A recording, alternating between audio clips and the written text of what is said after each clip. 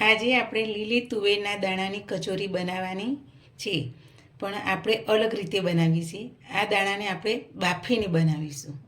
ચલો આપણે બાફવા માટે કુકરની અંદર દાણા લઈ લઈએ આ રીતના. પછી દાણા ડૂબે એટલું પાણી આપણે રેડવાનું છે.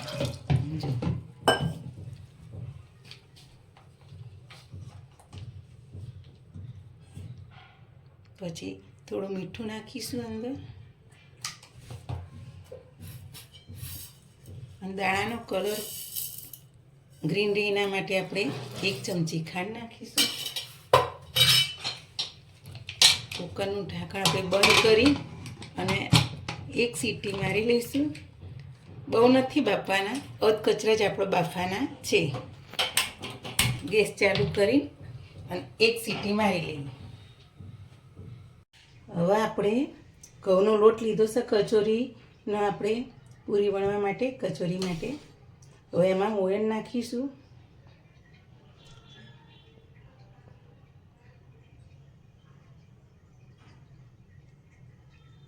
ચાર ડોકલી તેલ નાખીશું.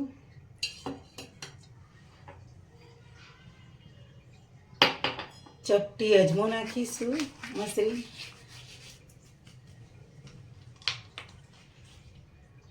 સ્વાદ અનુસાર મીઠું નાખીશું. આપણે મેદો નથી વાપરતા, ઘઉંનો લોટ જ વાપરીએ છીએ કચોરી માટે.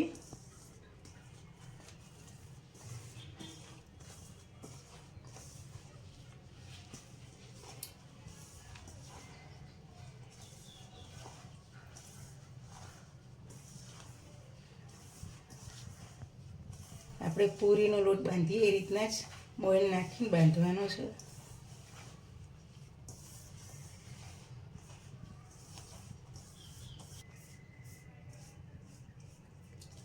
આ રીતે પાણી રેડતું જવાનું. લોટ આ રીતના પૂરી જેવો બાંધી દઈશું.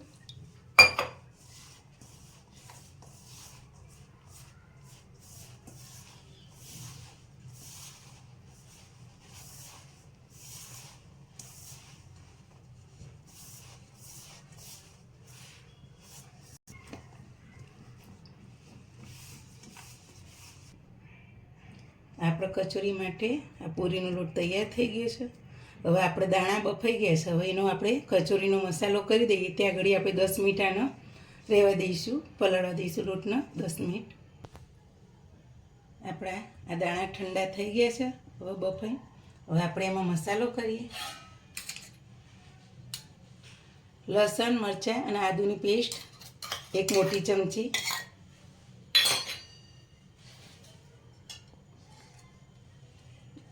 આમાં હું બટાકો નાખું છું, બાફેલો 1 મોટો. જો ના ખાતા હોય તો નહીં નાખવાનો, પણ હું નાખું છું કે બાળકો સારું લાગે. એટલી તુવેરની નથી કચોરી ખાતા એટલે. સિંગદાણા વાટેલા,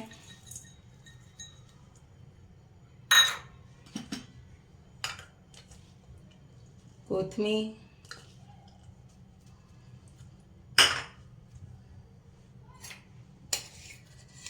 એક મોટી ચમચી ગરમ મસાલો,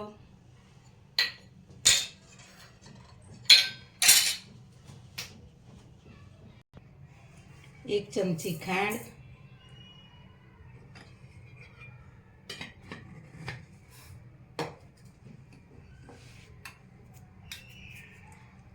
ચપટી હળદર, 1 ચમચી ધાણા જીરું, 1 ચમચી લાલ મરચું, સ્વાદ અનુસાર મીઠું. આપણે દાણામાં બાફામાં નાખ્યું હતું એટલે માપનું નાખવાનું. હવે એનો આપણે આ બધું મિક્સ કરી અને પછી એનો વઘાર કરવાનો છે. વઘાર કરી દઈએ.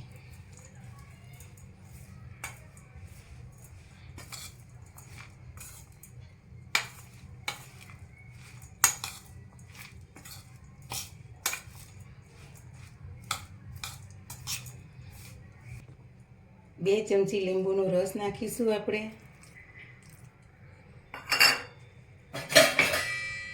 મિક્સ કરી દઈશું.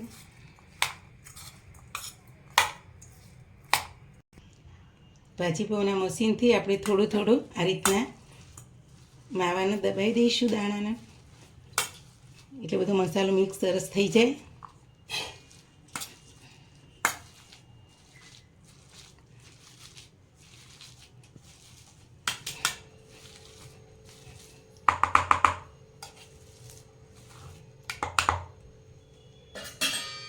જો આપણે સરસ થઈ ગયું મિક્સ બધું. હવે એનો વઘાર આપણે કચોરી માટે વઘાર મૂકીશું. આપણે ગેસ ચાલુ કરીશું. 4 ડોકલું તેલ લીધું છે વઘાર માટે.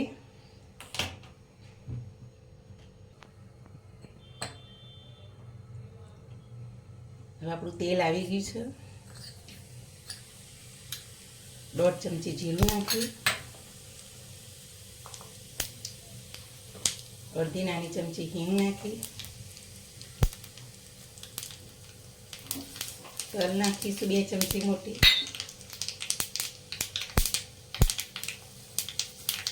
2 ચમચી જેટલી વરિયાળી નાખીશું.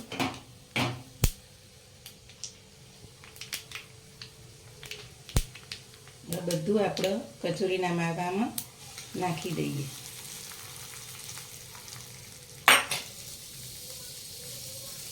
આ રીતના મિક્સ કરી દઈએ.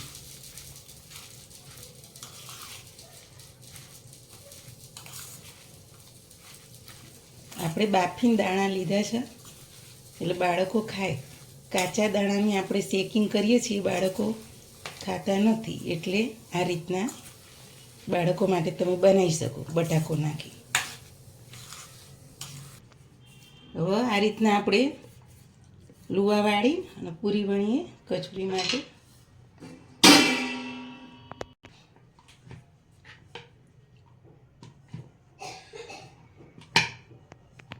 તમારે જેવડી કચોરી બનાવી હોય નાની મોટી પ્રમાણે આપણે આ ગુલ્લું લેવાનું લોટનું, એટલે પૂરી એ પ્રમાણે વણવાની. પૂરી બહુ જાડી નહીં, બહુ પતલી નહીં, એવી બનાવવાની.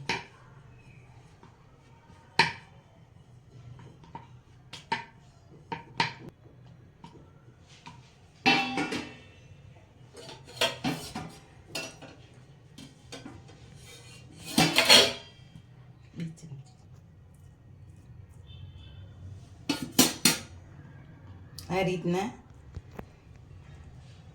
જો ચારે બાજુથી આ રીતના પૂરીને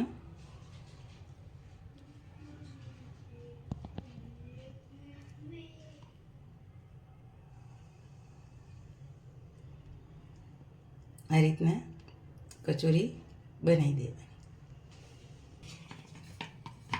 આપણે બીજી પૂરી પણ આ રીતના વણી લઈએ.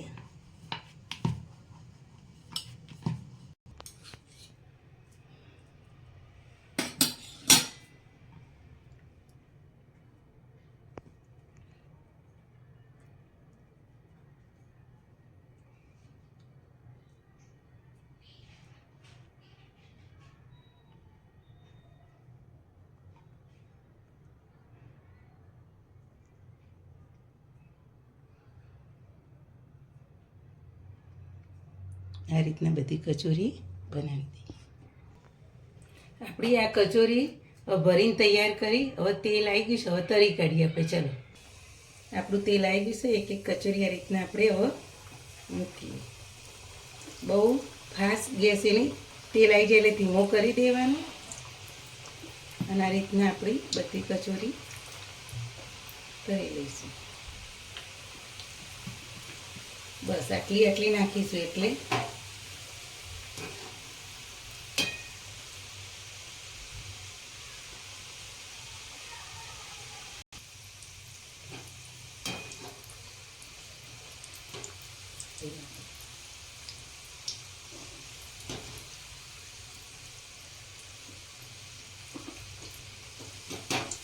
કચોરી બંને બાજુ લાલ થાય ત્યાં સુધી આપણે તળી લેવાની. જો આપણી કચોરી તૈયાર થઈ ગઈ.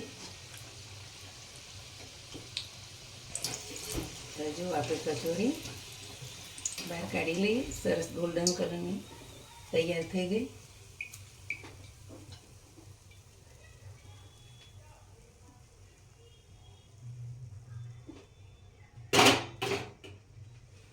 બીજી આપણે આ રીતના તરી લઈએ. આ ઘઉંના લોટની આપણે કચોરી બનાવી છે, એટલે બાળકોને ના નડો, કોઈ ના નડો.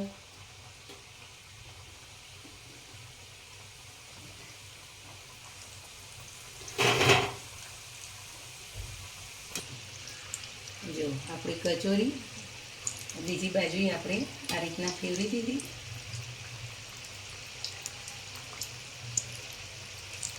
હવે આપણો ગેસ બંધ કરી દઈશું. કચોરી આપણી થઈ ગઈ.